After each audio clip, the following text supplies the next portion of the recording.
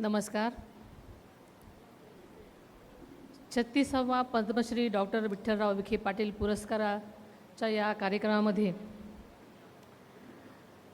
प्रवरानगरच्या या ऐतिहासिक भूमीमध्ये पद्मश्री डॉक्टर विठ्ठलराव विखे पाटील यांच्या 126व्या जयंतीनिमित्त आयोजित या गौरव सोहळ्यामध्ये सहभागी होताना मला खरोखरच मनापासून आनंद होतोय.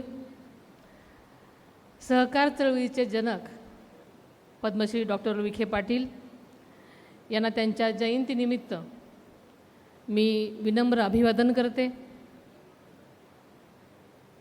सर्वप्रथम आज ज्यांना ज्यांना पुरस्कार मिळालेले त्या सर्वच पुरस्कारार्थींचं मी मनापासून अभिनंदन करते. या कार्यक्रमाच्या निमित्तानं उपस्थित असलेले या कार्यक्रमाचे अध्यक्ष तसेच 99व्या अखिल भारतीय मराठी साहित्य संमेलनाचे अध्यक्ष माननीय श्री विश्वासराव पाटील साहेब, मंत्रिमंडळातील आमचे ज्येष्ठ सहकारी नामदार डॉक्टर श्री राधाकृष्ण विखे पाटील साहेब, ज्येष्ठ साहित्यिक व पद्मश्री डॉक्टर विठ्ठलराव विखे पाटील, साहित्य सेवा जीवनगौरव पुरस्काराचे मानकरी माननीय श्री उत्तमराव कांबळे साहेब, माजी मंत्री श्री अण्णासाहेब मस्के पाटील, माननीय खासदार श्री भाऊसाहेब वाकचौरे, आजच्या अत्यंत सुरेख कार्यक्रमाचे आयोजक माननीय खासदार डॉक्टर श्री सुजय विखे पाटील, माननीय आमदार श्री संग्राम जगताप, माननीय आमदार श्री काशीनाथ दाते, माननीय आमदार आशुतोष काळे, माननीय आमदार सौ मोनिकाताई राजळे, माननीय आमदार श्री विठ्ठलराव लंदे, आमदार श्री अमोल खताळ, माननीय आमदार श्री प्राजक्त तनपुरे, माननीय आमदार श्री अक्षय कर्डिले, माननीय सौ शालिनीताई विखे पाटील, माननीय डॉक्टर श्री राजेंद्र विखे पाटील, माननीय आमदार श्री लहू कानडे,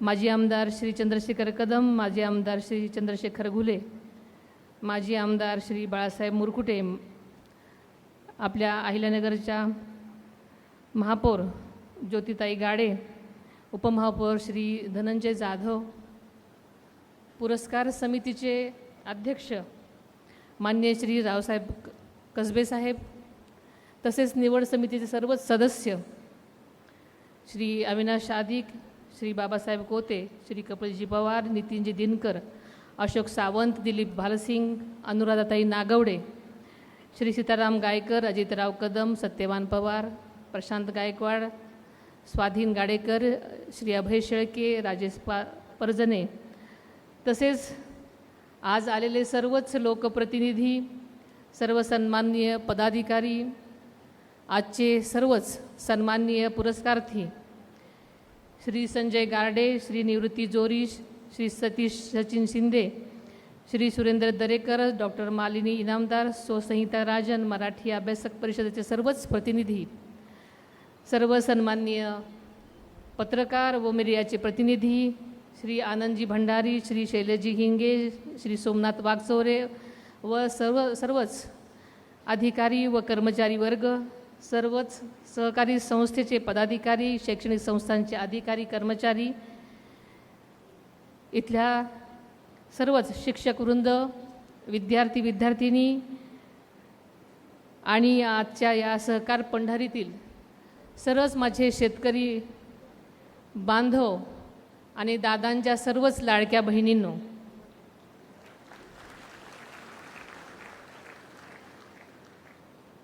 प्रवरानगर ही महाराष्ट्राच्या सहकार चळवळीची मुहूर्तमेढ रवणारी प्रेरणाभूमी आहे हे आपल्या सगळ्यांना ठाऊक आहे. एक सर्वसामान्य शेतकरी कुटुंबातून आलेल्या डॉक्टर विठ्ठलराव विखे पाटील साहेबांनी सहकारी साखर कारखान्याच्या माध्यमातून शेतकऱ्यांच्या जीवनामध्ये प्रचंड परिवर्तन घडवून आणलेलं आपण सगळे साक्षीदार आहात. सहकारी साखर कारखान्याची पंढरी म्हणून ओळखल्या जाणाऱ्या प्रवरानगरच्या या पवित्र मातीमध्ये आज मी उभी आहे आणि ही माझ्यासाठी अत्यंत अभिमानाची आणि समाधानाची बाब आहे. गेल्या काहीच दिवसापासून मी माळेगाव सहकारी साखर कारखान्याची चेअरमन म्हणून सहकार क्षेत्रात काम करत असताना महाराष्ट्राच्या सहकार चळवळीला दिशा देणाऱ्या या प्रवरानगरच्या भूमीला भेट देणं, या सहकारीच्या पंढरीचं दर्शन घेणं हा माझ्यासाठी केवळ एक कार्यक्रमच नाही, तर माझ्या भाग्याचा आणि प्रेरणेचा हा क्षण आहे असं मला वाटतं. ज्या भूमीतून महाराष्ट्राला सहकार चळवळीचा विचार रुजला, वाढला आणि संपूर्ण राज्याला दिशा मिळाली, त्या भूमीला नतमस्तक होताना सहकार क्षेत्रात आणखी जबाबदारीनं आणि समर्पणानं काम करण्याची प्रेरणा मला नक्कीच मिळेल अशी आशा आहे. आणि याबाबत माझ्या मनामध्ये कुठलीच शंका नाही. आशिया खंडातील पहिला सहकारी साखर कारखाना म्हणून परवरा सहकारी साखर कारखान्याची सर्वत्र ओळख आहे.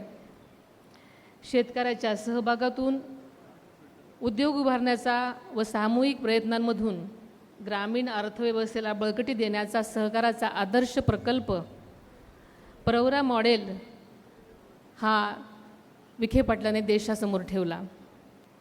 विशेष म्हणजे परवरा हा केवळ साखर उत्पादनाचा कारखाना राहिला नाही, तर शिक्षण, आरोग्य, रोजगार आणि ग्रामविकासाची सांगड घालताना तो ग्रामीण विकासाचं एक व्यापक आणि अनुकरणीय मॉडेल बनलं. सहकार म्हणजे केवळ संस्था किंवा कारखानेच नाहीत, तर सहकार म्हणजे माणसाला जोडण्याची, सामान्य माणसाला सक्षम करण्याची आणि सामूहिक प्रयत्नांमधून विकास घडण्याची विचारधारा आहे. आणि हीच विचारधारा महाराष्ट्राच्या मातीत रुजवण्याचं ऐतिहासिक कार्य पद्मश्री विठ्ठलराव विखे पाटील साहेबांनी केलं. आणि त्यांचा हा वारसा पुढे नेण्याचं काम पद्मभूषण बाळासाहेब विखे पाटील साहेबांनी केलं.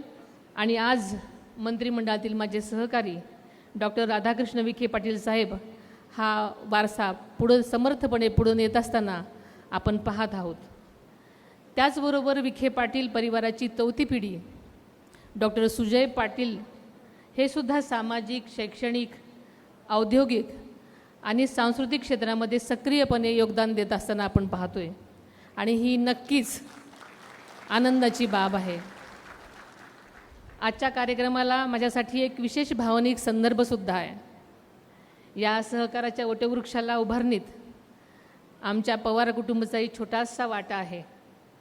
माझे सासरे, माझे चुलत सासरे, आदरणीय दादांचे चुलते पद्मश्री आप्पासाहेब पवार यांनी प्रवरा सहकारी कारखान्यांचे व्यवस्थापकीय संचालक म्हणून काही वर्ष इथं काम केलेलं होतं.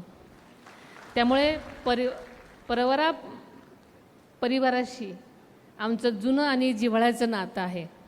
या भूमीशी असलेला हा स्नेह आजच्या कार्यक्रमामुळे पुन्हा एकदा जागा झालेला आहे.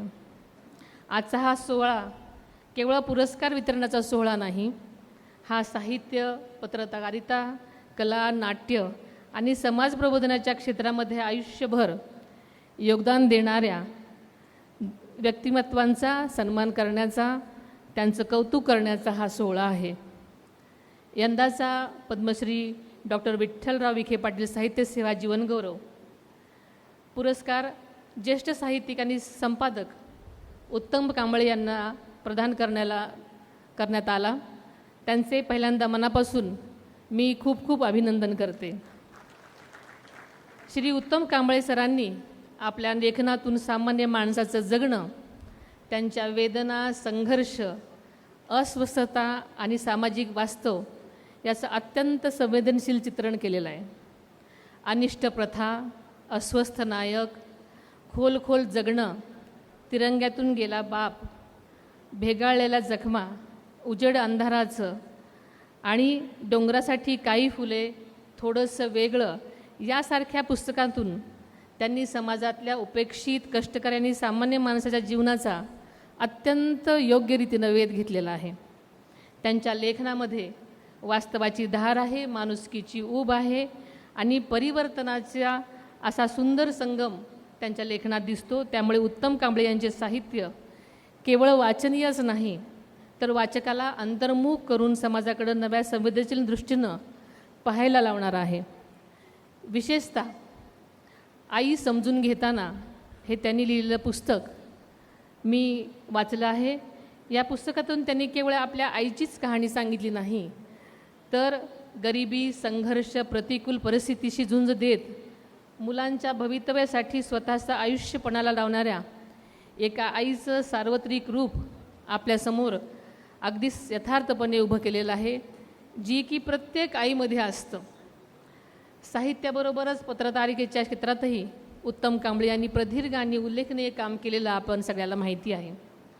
पद्मश्री डॉक्टर विठ्ठलराव विखे पाटील साहित्य सेवा जीवन गौरव हा पुरस्कार देण्याची परंपरा 2009 पासून सुरू आहे आणि या पुरस्कारानं मधु मंगेश कर्णिक, डॉक्टर आह साळुंके, डॉक्टर अरुण साधू, डॉक्टर सुधीर रसाळ, डॉक्टर गणेश देवी, डॉक्टर रारम बोराडे, डॉक्टर नाथनाथ कोतापल्ले, प्रेमानंद गजवी यांच्यासह अनेक मान्यवरांचा गौरव झालेला आहे.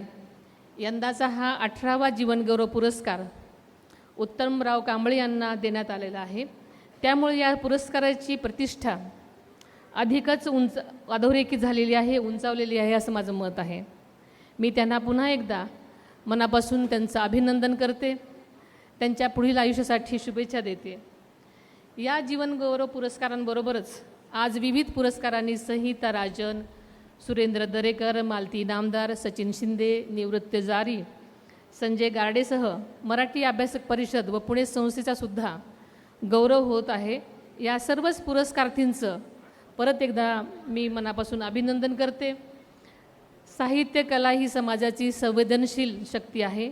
समाजाच्या मनाला दिशा देण्याचं, प्रश्न विचारण्याचं आणि विचारांना चालना देण्याचं आणि माणुसकीची जाणीव अधिक समृद्ध करण्याचा काम हे सगळे साहित्यिक आणि कलावंत करत असतात. त्यामुळे अशा प्रतिभावंतांचा सन्मान करणं म्हणजे समाजाच्या सर्जनशीलता शक्तीचा सन्मान करणं आहे. आजचा हा कार्यक्रम डॉक्टर धनंजयराव गाडगीळ यांच्या नावानं असलेल्या या सभागृहात होत आहे. डॉक्टर धनंजयराव गाडगीळ आणि डॉक्टर विठ्ठलराव विखे पाटील यांनी महाराष्ट्राच्या विकासासाठी वेगवेगळ्या क्षेत्रामध्ये दिलेलं योगदान लक्षात घेतलं तर या सभागृहात होणाऱ्या पुरस्कार सोहळ्यालासुद्धा एक आगळं वेगळं महत्त्व प्राप्त होतं आहे असं मला वाटतं.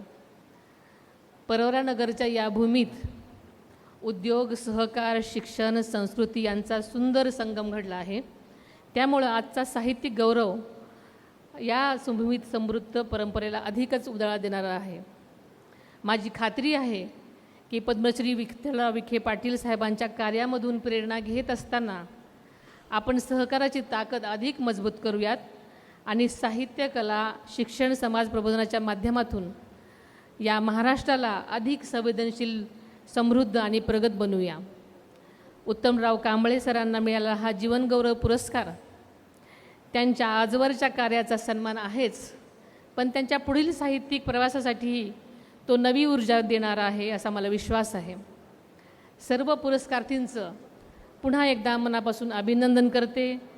पद्मश्री डॉक्टर विठ्ठलराव विखे पाटील साहेबांच्या पवित्र स्मृतींना विनम्र अभिवादन करते आणि या सुंदर प्रेरणादायी कार्यक्रमासाठी विखे पाटील परिवारानं मला मनापासून बोलवलं त्याबद्दल मी त्यांचे आभार मानते. इथेच थांबते. धन्यवाद. जय हिंद, जय महाराष्ट्र.